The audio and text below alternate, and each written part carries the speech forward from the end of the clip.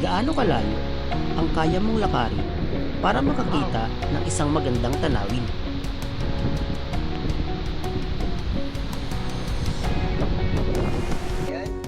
Lakarin na siguradong magiging memorable. Sabi ko sa inyo, dahan-dahan eh. Tara, at samahan niyo ako sa isa na namang malupit na adventure. Sa video na ito, ipapakilala ko sa inyo ang isang falls na matatagpuan sa Pangil, Laguna na may kahirapan sa layo ng lakaran. Pero napaka-worth it ng experience. Ito ang Buntot Palos Falls.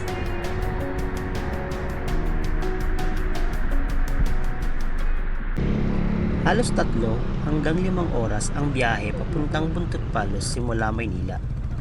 Pagdating namin sa lugar, agad kami nagpa-register at nag-ayos ng gamit para sa trekking. By the way, ang mga kasama ko nga pala dito ay mga taga Maynila na first time kong makasama sa hiking. Merong 2 daan papunta sa falls. Ang isa ay sa Barangay Balian at ito namang dinaanan namin ay sa Barangay Natividad.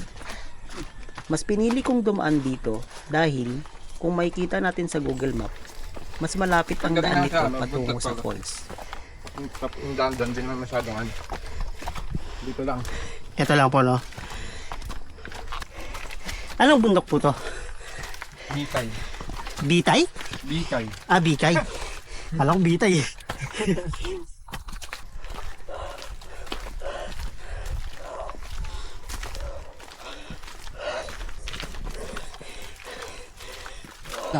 Ha? Ngayon lang ako nagsakay nito.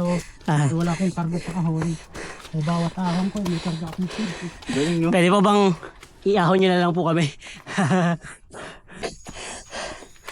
Balik. Ang tarik, no? Oo. Sobrang tarik nga. Ang taas. Labi nga lang dito.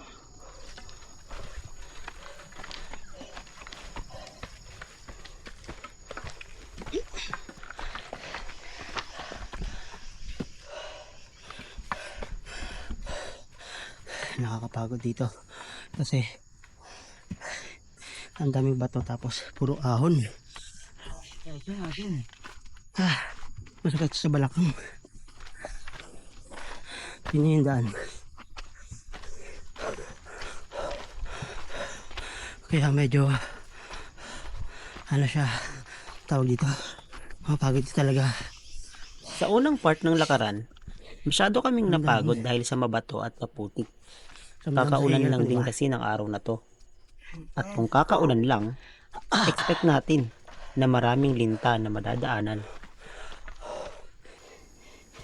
Okay pa yan, basta pag nakapitan ka ng linta at di pa malaki, wag mo munang anuhin. Papalaking ko na lang eh. Oo. Konting dugo lang naman eh. Kung marunong kang magpalaki ng linta, kaya mo na magpalaki ng bata. Di ba? Oo. Tandaan natin na kapag nasa damuhan tayo, Yun. lalo na kung umulan, naglalabasan ng mga linta sa daan. Kaya naman sa part na to, fiesta ang mga linta sa Ano amin. ba't ako lagi pinupuntahan? Saan ba? Yan, nalis ko na. Uy, sus, wala naman eh. Meron. Ako lagi dinidikitan nila. Ito oh. Yan. Ano? Yan, linta yan. Yan ha. Oh yan, doon Ay, na tayo. ito na, no. Ayun, linta oh. Doon na tayo Ay, grabe. Tatakot ako. Walang niya. Doon na tayo magtanggal. Palakihin nyo muna.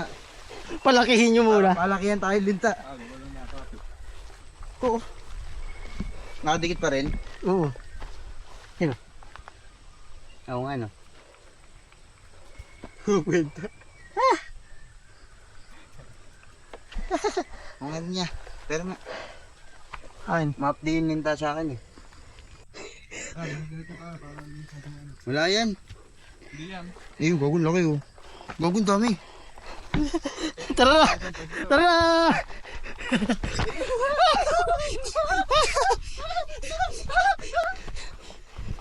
Kuya, parang hindi nililintay, oh. Parang kilala ka, kuya, ng ano. Parang sabi, wag taga. Taga dito yan, taga dito.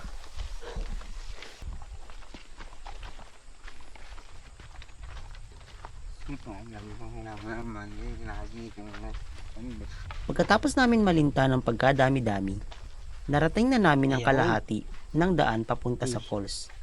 Kubo. Nagpahinga lang kami saglit Ano po to? May at nakatira konting po dyan. kain Pwede na din. magugas dito ya. Guys, kapag makit yun ng bundok, dapat may dala kayong alcohol. Para, pag may linta, Gasa may kinilas mo din. pang ano siya, pantanggal siya ng linta. Ayan, gaya ng mga kaibigan kong nalinta. Hingi po ng asin. Lamig ng tubig. Advisable na kapag dumating kayo sa part na to, magmerienda at magpahinga kayo. Dahil ang susunod na part ng daan ay ang masukal na kagubatan. Simula na dito ang madulas na daan. Yon! May palibreng buko si kuya. Shit, teka, malamok. Nasaan di? Mas Makati yan. Susunod yan. Relaxing. Nakakarelax. Ito, buhay na buhay ito dito. Lokal na lokal dito. Buhay na buhay ka dito ah. Oh, medyo madulas daw ah. May suka pala doon. Hindi ako nagkuha. Dayan. Nalaki yan. Sabi ko sa inyo dahan-dahan eh. Teka. Sabi ito, dahan-dahan. Siya pa nagkana. Ikaw pa nagsabi. Ako pa nagsabi nun ha. Dahan-dahan ko ngayon. Ikaw magdahan-dahan ka ha. Isa pa. Walang ya. Hindi, pag itatapak mo kasi tutulong ko namin. Teka. Ano? Ikaw din? Hindi, dyan lang madulas. Gawa ng bunga ng ano. Madudulas talaga ang daan. Lalo na basa at maputik. Bihira akong madulas sa mga ganitong lakaran. Dalawang Pero dito lang talaga ako nasubukan. Uy! Oh, buti nga marunong na ako. Ah, Pag madudulas ka, harap ka pa ganun. pataas. Oo. Ba't pala kuya tinawag na buntot palo? Ha? Ba't pala tinawag na buntot Mahaba palo? no. Mahaba na po. Ah, kasi mahabang pole. Hugas-hugas. Lumali po. Ang ninagat ka dito. Woo! Dalawang beses ang dula. Teka, madulas dito. O teka, baka ako naman madulas ulit. Mambahat. Rinig na. Sabi ko na eh. Marami na. Oo, pangatlo na to. Ay, ay, ay. Nagulas mga tinilas niyo. Dito, dahan-dahan tayo dito ah. Parang kapitan. Teka, paisa-isa muna kuya. Para ano. Isa-isa muna tayo dito kasi sobrang dulas. Teka, pagulungan ko na nga yung tsinelas ko. Baba pala to no? Hindi. Hindi pa tayo pataas eh. Bababa naman tayo. Hindi tayo yan ang tinilas. Hagis ko lang kuya. Diyan. Oops. Yaon. Oh. Dahan-dahan ha. Teka lang. Ako muna. Baka kayo madulas. Oh. Ilabas mo na kaya yan, Jay. Ah, teka, sakit.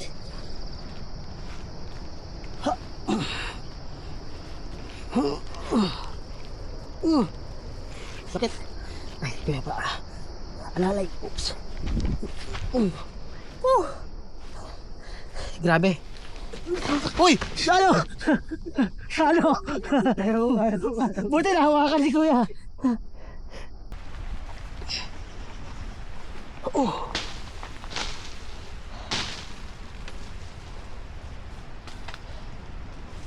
Dito kuya. Lahat naman siguro kayo, marunong din mga yan oh. Hindi po. Magpalutang lang, marunong. Pero yung... Pupunta sa malalim. Oh, hindi naman po kami magano. Pag sasagipin kayo, huwag kayong hahawak sa sasagipin nyo. Sa? Huwag kayong hahawak sa sasagipin nyo. Kaya kami sasagip ang hahawak sa inyo. Teka lang, kailangan ko magpaka Para dito. hindi kayo malunod, no? Pareho kayo madulunod. Pareho kayo Oo. magkakapitan. Kasi, Sabi ko, lunurin ko na lang yung tutulong sa akin. pero marunong naman akong umano kuya, lumangoy. Ano lang. Dahan-dahan lang, Jay. Uy, Jay! Magdadamay tayo lahat. Gagi. Masyadong mataas to. Ang dulas na ng tsinelas ko kasi. Tama ka dito, oh.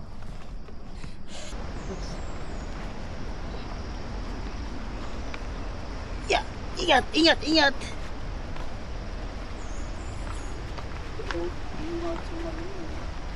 Oops. Buat kar.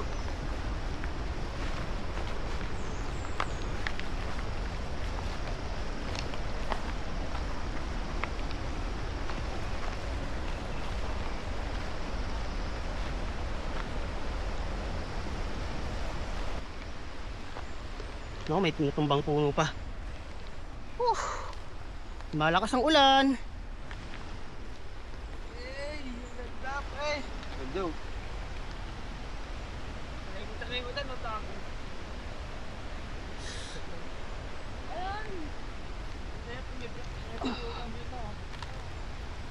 Kunin mo.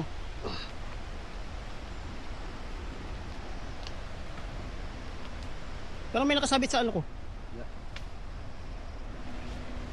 Sure ka ha? Baka di mo na sinasabi ha. Natama lang ata yung ano, bakit?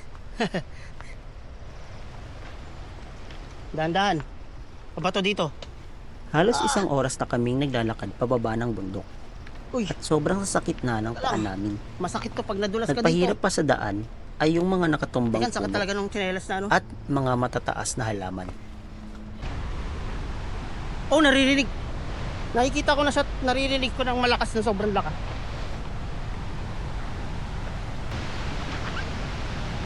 Ano? Eh kasi oh.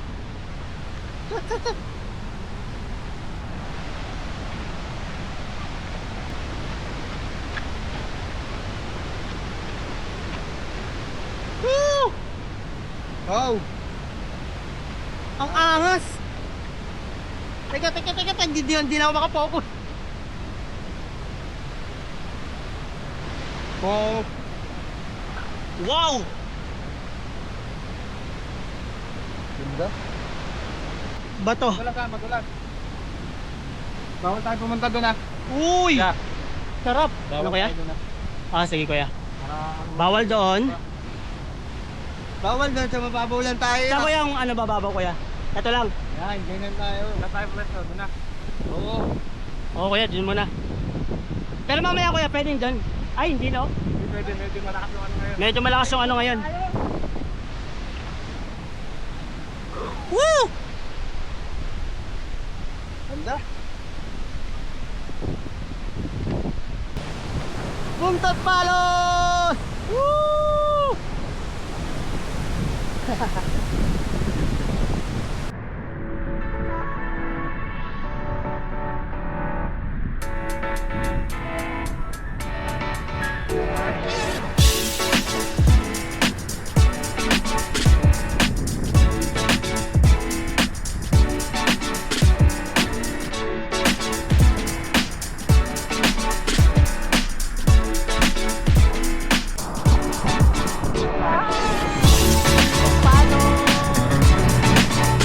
Takpan ang ulan. Sarap.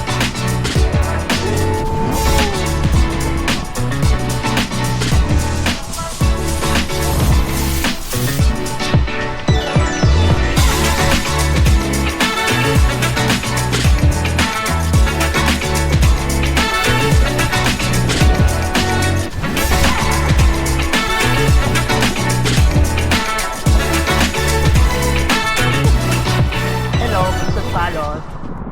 Ito. Ang takot sa ano? Sa binte. Kung sana mag-video na agad pero napapagod ako eh. Ang takot sa binte. Hindi na ako masyadong nakapag-video ng pagtigo namin. Dahil lahat kami ay mga beginner lang sa pag-akit ng bundok. Kaya talagang nabugbog kami dito. Masasabi kong hindi siya pang beginner. Pero napaka worth it at napakaganda ng falls after ng 2 hours trek.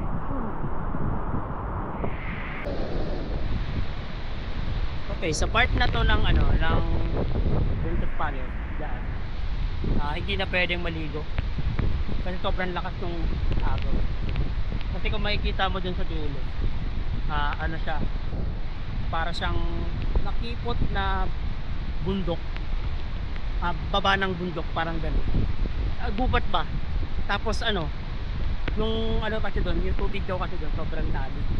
So, hindi talaga inaalaw yung mga maliligo dito kasi pag malakas yung current ng tubig, once na madala ka, diretso ka doon sa ilalim, tapos walang may kayang kumuha sa'yo kasi sobrang lakas yung tubig doon sa ano, doon sa gilid na yun.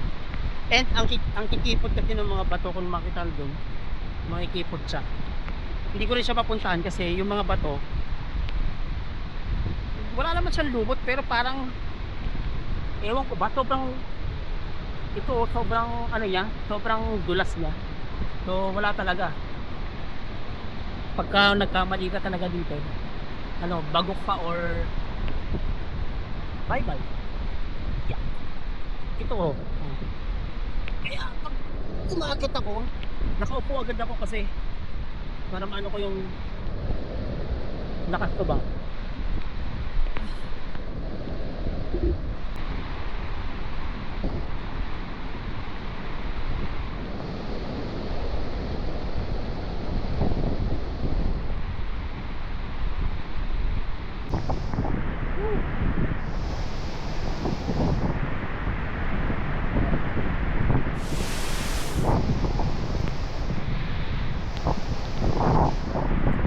Palakas na rin ng palakas ang ulan.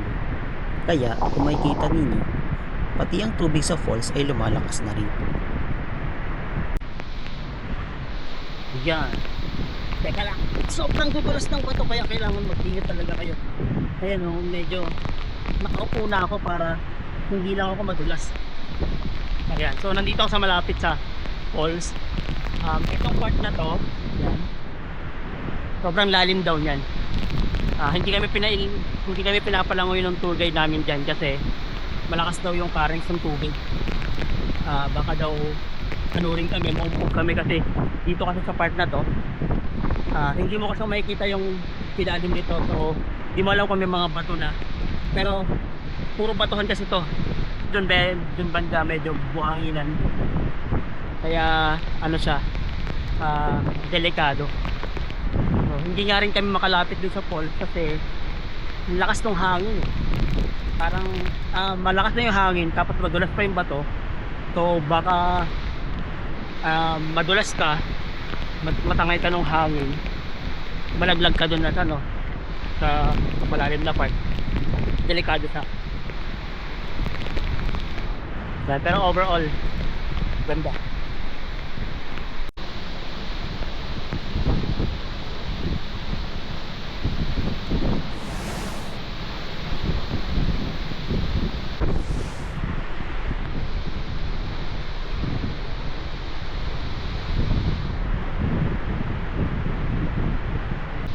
Ayan, so pauwi na kami kasi ang lakas na ng tubig. Ang lakas na ng tubig dahil dun sa lakas ng ulan. Kaya uuwi na kami and saka sobrang lamig eh. Kaya hindi na kaya ng mga kasama ko. So ayan na, mag-uuwian na kami. Ayan, pero sulit dito sa Palot. Ang nagastos pala namin dito is so 50 pesos per head, and then yung ano, yung tour guide is 500 pesos. So 550. So yung 1 kg dito is kasyang-kasya siya sa Buntot Palot. And advice lang, kung pupunta kayo dito, punta lang kayo ng alcohol or asin para doon sa mga linta kasi sobrang daming linta sa daan. And next is magdala ng pagkain kasi 2 hours yung ano talaga, 2 hours yung hike, 2 hours yung trek. So sobrang nakakapagod siya. Kailangan nyo lang energy pagdating dito sa taas.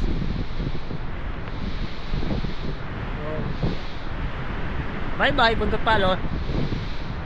Na nakita nyo pa ako dahil sobrang daming tubig niya nung 360. Bye. Kung nakikita nyo dito sa taas, ito yung side na sinasabi ko kanina na pag nadulas ka dun sa falls, tapos tindireto ko dito, walang makakakuha sa'yo dyan kasi ano siya, kung makikita mo, bangin pa ganun siya, straight pababa. So walang way papunta doon. Ang tanging way lang mag-helicopter, pero kung mag-helicopter pa, nakasigurado ano dun, matatagalan, kaya kailangan mag-ingat siya. Mag-ingat kayo, lalo na kung dito na kayo dadating. Pabalik na kami at hingal na ako ulit dito. Ay, ako po malalaglag ah. Shit.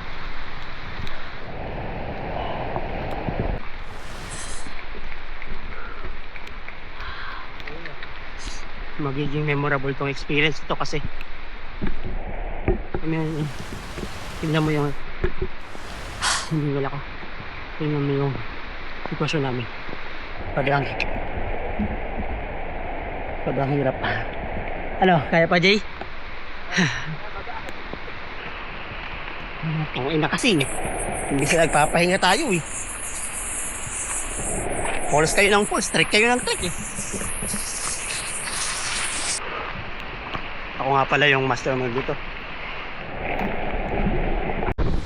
Overall, kahit nalinta, nadulas, kinagat ng lamok, at inulan sa daan, masabi kong napakaganda ng experience namin dito. Isa ito sa may kukwento ko sa ibang tao kapag falls ang usapan. Kumbaga, memorable talaga.